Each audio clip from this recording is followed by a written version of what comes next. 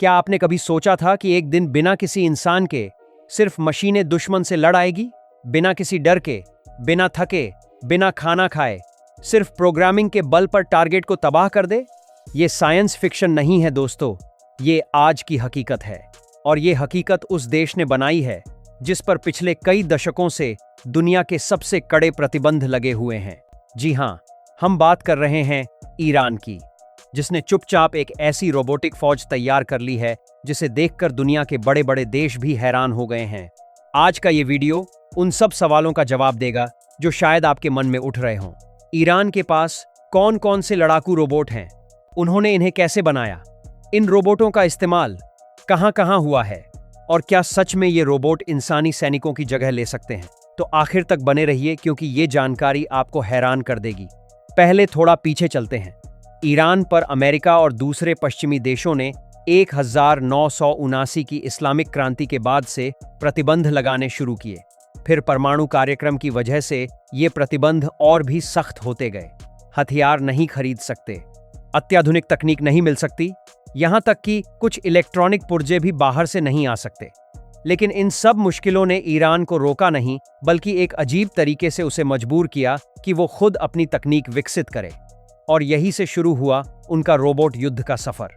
Iran ने पहले drone बनाए, फिर जमीनी लड़ाकू रोबोट, और अब आर्टिफिशियल इंटेलिजेंस से लैस ऐसी मशीनें जो खुद फैसले ले सकती हैं। आइए एक एक करके इन्हें समझते हैं। सबसे पहले बात करते हैं ईरान के सबसे मशहूर हथियार की, जिसका नाम है शाहद 136। इसे दुनिया में कामिकेज ड्रोन के नाम से भी जाना जाता है। ये एक ऐसा ड्रोन है जो एक बार उड़ता है और फिर कभी वापस नहीं आता, क्योंकि ये सीधे अपने टारगेट से टकराकर खुद को उड़ा लेता है। इसकी लंबाई 3.5 मीटर है, वजन करीब 200 किलो, और ये करीब 2500 किलोमीटर तक उड़ सकता है। सबसे चौंकाने वाली बात इसकी कीमत है। इसे बनाने में महज $20,000 का खर्च आता है, जबकि एक अमेरिकी मिसाइल की कीमत लाखों डॉलर होती है। यानी ईरान ने सस्ते लेकिन असरदार हथियार की एक नई सोच दुनिया के सामने रख दी। शाहद 136 ने जब 2022 में रूस यूक्रेन युद्ध में अपना रंग दिखाया तो पूरी दुनिया देखती रह गई। रूस ने ईरान से ये ड्रोन खरीदे और यूक्रेन के बिजली घरों, पानी की सप्लाई और सैन्य ठिकानों पर हमले किए।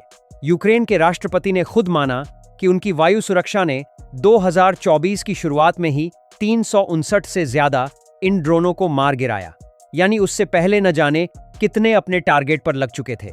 इसीलिए शाहद ड्रोन का एक छोटा भाई है शाहद 131, जिसकी रेंज 900 किलोमीटर है और जिसे ERGC यानी इस्लामिक रिवॉल्यूशनरी गार्ड कोर की जमीनी सेना को 2024 में सौंपा गया। अप्रैल 2024 में ईरान ने इजराइल पर सीधा हमला किया, जिसमें 200 से ज्यादा ड्रोन और मिसाइलें दागी गईं। ये पहली बार था जब ईरान ने किसी देश पर इस पैमाने पर सीधी कार्रवाई की। हालांकि ज्यादातर को रोक लिया गया, लेकिन इस हमले ने यह जरूर साबित कर दिया कि ईरान के पास ड्रोन की बड़ी ताकत है और वो किसी भी वक्त इसे इस्तेमाल करने में नहीं हिचकेगा। अब आते हैं जमीनी लड़ाकू रोबोट पर। यहां असली कमाल की बात है।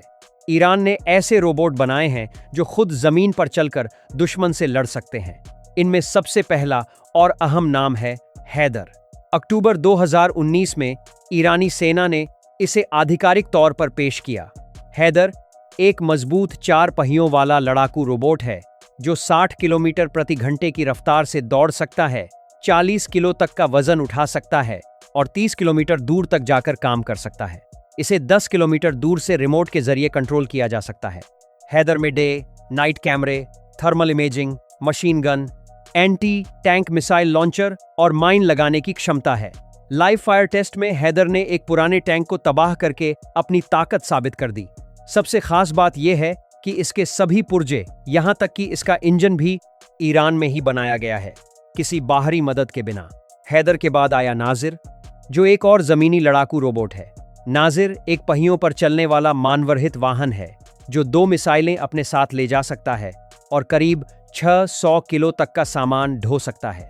इसकी ऑपरेटिंग रेंज शुरुआत में 2 किलोमीटर और रेडियो गाइडेड रेंज 4 किलोमीटर है। ये हवाई और जमीनी दोनों तरह के ऑपरेशनों में काम आ सकता है और इसे कभी भी अचानक तैनात किया जा सकता है। 2023 में ईरान ने कासिम रोबोट पेश किया, जो IRGC का एक खास प्रोजेक्ट है। ये एक बड़ा मानवरहित वाहन है जो शहरी युद्ध में ड्रोन का कमांड सेंटर बन सकता है। यानी ये खुद लड़ने के साथ साथ दूसरे ड्रोनों को भी निर्देश दे सकता है। इसमें एंटी टैंक मिसाइल, भारी मशीन गन और एडवांस ऑप्टिकल सिस्टम लगाने की व्यवस्था है। एक रोबोट जो दूसरे रोबोटों का कमांडर हो, ये सोच ही रोमांचकारी है। और फिर आया 2025 का सबसे बड़ा धमाका। 16 सितंबर 2025 को ईरानी सेना ने आर्या नाम का एक नया आर्टिफिशियल इंटेलिजेंस से लैस लड़ाकू रोबोट पेश किया। आर्या एक 8 पहियों पर चलने वाला ट्रैक्ड वाहन है, जिसमें 7.62 मिलीमीटर की मशीन गन लगी है, जो 2 किलोमीटर दूर तक के टारगेट को निशाना बना सकती है। इसकी अधिकतम रफ्तार 50 किलोमीटर प्रति घंटा है। इसमें दिन रात काम करने वाले थर्मल कैमरे, ध्वनि सेंसर और एक स्मार्ट कमांड इंटरफेस है। 2 ऑपरेटर एक साथ इसे चला सकते हैं, एक गाड़ी चलाए और दूसरा हथियार। सबसे बड़ी बात यह है कि आर्या हैदर जैसे दूसरे रोबोटों के साथ तालमेल बैठाकर काम कर सकता है। यानी ये रोबोट एक टीम की तरह काम करते हैं। ये सब देखकर एक सवाल मन में आता है कि अकेले ईरान ये सब कैसे कर लेता है, जबकि उस पर इतने प्रतिबंध हैं। दरअसल ईरान ने पिछले 3 दशकों में बहुत चतुराई से काम किया। उसने अपनी यूनिवर्सिटियों, नॉलेज बेस्ड कंपनियों और सैन्य रिसर्च संस्थानों को एक साथ जोड़ा। जो पुर्जे बाहर से नहीं मिले, उन्हें घर पर बनाया। जो तकनीक प्रतिबंधित थी, उसका तोड़ खुद निकाला। शाहद 136 के इंजन की बात करें तो ये एक साधारण पिस्टन इंजन पर चलता है, जो आसानी से कहीं भी मिल जाता है। इस तरह ईरान ने बहुत कम लागत में बहुत असरदार हथियार बना लिए। दुनिया में अभी रोबोटिक वॉरफेयर की होड़ मची है। रूस के पास उड़ान 9 रोबोट टैंक है। अमेरिका डार्पा के जरिए LS-3 जैसे सिस्टम बना रहा है। यूक्रेन में रोबोट डॉग्स इस्तेमाल हो रहे हैं। चीन भी इस दिशा में तेजी से आगे बढ़ रहा है। लेकिन ईरान ने ये सब बिना किसी बाहरी मदद के और सबसे कड़े प्रतिबंधों के बीच किया। ये बात इसे बाकी सबसे अलग बनाती है। अब एक जरूरी सवाल जो शायद आप सोच रहे हों, क्या रोबोटिक युद्ध अच्छी चीज है? एक तरफ से देखें तो इसमें कम इंसानी जानें जाती हैं। सैनिकों की जगह मशीनें मैदान में उतरें तो माँ बाप का बेटा घर वापस आ सकता है। लेकिन दूसरी तरफ जब हमले करना इतना आसान और सस्ता हो जाए, तो क्या युद्ध ज्यादा होंगे? जब कोई इंसानी नुकसान न हो तो सरकारें जल्दी हमले का बटन दबाएंगी। यूक्रेन में जो हुआ, उसने ये दिखाया कि सस्ते ड्रोनों से शहरों को तबाह किया जा सकता है। ये नैतिक सवाल बहुत गहरा है और आगे चलकर इंसानियत को इसका जवाब देना ही होगा। तो दोस्तों, आज हमने देखा कि ईरान ने कैसे प्रतिबंधों की जंजीरों को ताकत में बदल दिया। हैदर, आर्या, नाजिर, कासिम जैसे ज़मीनी रोबोट और शाहद जैसे ड्रोन मिलकर एक ऐसी रोबोटिक सेना बना रहे हैं जिसे दुनिया आने वाले सालों में और भी ज़्यादा गंभीरता से लेगी। युद्ध बदल रहा है, हथियार बदल रहे हैं, और इस बदलाव की सबसे हैरान करने वाली कहानी उस देश से आ रही है जिसे दुनिया ने कमज़ोर समझा था। तकनीक ने ये साबित कर दिया है कि जब तक दिमाग काम करे और इरादा पक्का हो, कोई भी प्रतिबंध किसी को रोक नहीं सकता। अब सवाल ये है कि अगले 10 सालों में ये रोबोटिक युद्ध कहाँ तक जाएगा? क्या इंसानी सैनिक पूरी तरह मशीनों से बदल जाएंगे? इसका जवाब वक्त देगा। लेकिन एक बात तय है, जिस देश के पास जितनी स्मार्ट मशीनें होंगी, आने वाले समय में उसकी ताकत उतनी ही ज्यादा होगी। अगर ये वीडियो आपको पसंद आया और आपने कुछ नया जाना, तो इस वीडियो को लाइक ज़रूर करें। अपने दोस्तों के साथ शेयर करें जिन्हें डिफेंस और टेक्नोलॉजी में दिलचस्पी है। हमारे चैनल को सब्सक्राइब करें और घंटी का बटन दबाएं ताकि ऐसी ज़बरदस्त जानकारी आप तक सबसे पहले पहुंचे।